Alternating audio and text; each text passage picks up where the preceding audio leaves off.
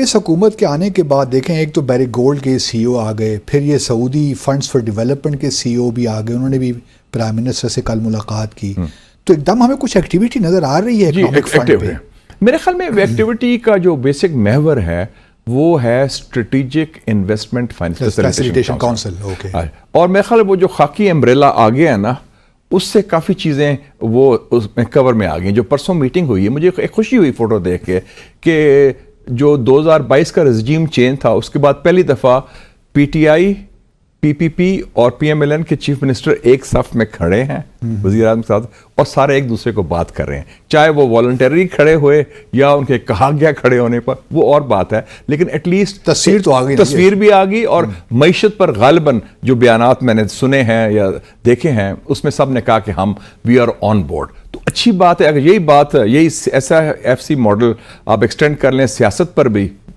اور اس میں بھی کوئی ہیلنگ ٹچ دے دیں یا دست شفا دے دیں جیسے میں کہتا ہوں، تو یہ دست شفا کیسے مل سکتی ہے جب تک کہ بانی تحریک انصاف کو رہا نہ کیا جائے یا ان کو باہر نہ لائے؟ دست شفا کا دیکھیں نا، آئدر اور اپروچ نہیں ہوتی۔ پہلا سٹیپ ہے کہ آپ جو الیکشن میں ریزلٹس آئے ہیں اس کا مینڈیٹ تسلیم، یہ آپ نے پہلے ہی بہت دفعہ کہا ہے، اور مینڈیٹ تسلیم کرنے کا مراد یہ ہے کہ جہاں ان کی حکومت بنی ہے اس کو امن چلنے دیں، ڈی اسٹیبلائز نہ کریں، جو ان کی سیٹیں بنتی ہیں وہ آپ ان کو دیں، اور پلس میں سمجھتا ہوں کہ جو سیاسی آپ پھر پورا معاملہ ریورس کرنا چاہ رہے ہیں، سیٹیں مل گئیں تو پھر یہ جو خواتین کی سیٹیں ہیں، اقلیتوں کی سیٹیں ہیں، پھر ان پہ ایک کنٹروورسی شروع ہو جائے گی۔ کنٹروورسی تو پہلے ہی ہے کہ کنٹروورسی یہ ہے کہ آپ پھر امریکن کانگریس میں ڈسکس کر رہے ہیں پاکستان کا الیکشن، اس کے بارے میں ریزولوشن پیش ہو رہے ہیں، وہ تو انہوں نے پریشر رکھنے کے لیے کیا ہوا ہے نا سارا کام، تو ظاہر ہے کہ وہ پھر آگے بھی پریشر جا سکتا ہے۔ تو پریشر بڑھنے سے پہلے ہم اپنا خود فیصلے کیوں نہ کریں؟ ہم why don't we do the right thing, follow the constitution,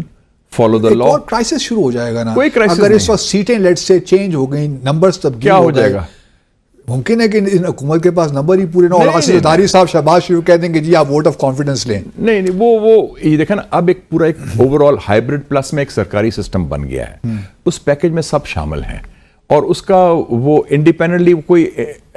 فیصلے نہیں کر سکتے، وہ پیکج کا فیصلہ ہے، تو اس فیصلے میں انہوں نے سسٹم کو چلانا ہے۔ تو میرے خیال میں اگر چھوٹا موٹا اگر 5 سیٹیں کسی اور کو مل جائیں، 6 مل جائیں، اس سے کیا فرق پڑے گا؟ اس سے آپ کا خیال ہے کہ پی ٹی آئی کے لوگ مطمئن ہو جائیں گے کہ چلے جی ہمیں 10 سیٹیں مل گئیں؟ نیکسٹ ان کا تو لانگ جو آبجیکٹیو اس وقت نظر آتا ہے وہ تو یہی ہے کہ عمران خان کس طریقے سے واپس باہر آئیں۔ ابھی ان کے بھی کنفیوژن ہے، میں کلیئرٹی نہیں ہے، لیڈرشپ نہیں ہے، آپس میں بھی ذرا ایشو ہے، لیکن کم سے کم ایک پروسیس تو آگے چلے گا نا۔ ہمارا مقصد ہے کہ 8 فروری کے بعد کچھ نئی ریئلٹیز آئی ہیں، ان نئی ریئلٹیز کو تسلیم کرتے ہوئے، خاص طور پہ جو بیلٹ باکس کا تقدس ہے، اور پاکستان خود، ہم آج بات کر رہے ہیں 23 مارچ کو، Pakistan is a product of the ballot box. بالکل، ہمیں کوئی کسی نے گفٹ نہیں دیا تھا، we came through a democratic political process led by a politician, Quaid Azam محمد علی جناح، ایک سیاسی جماعت، اور بیلٹ کے ذریعے۔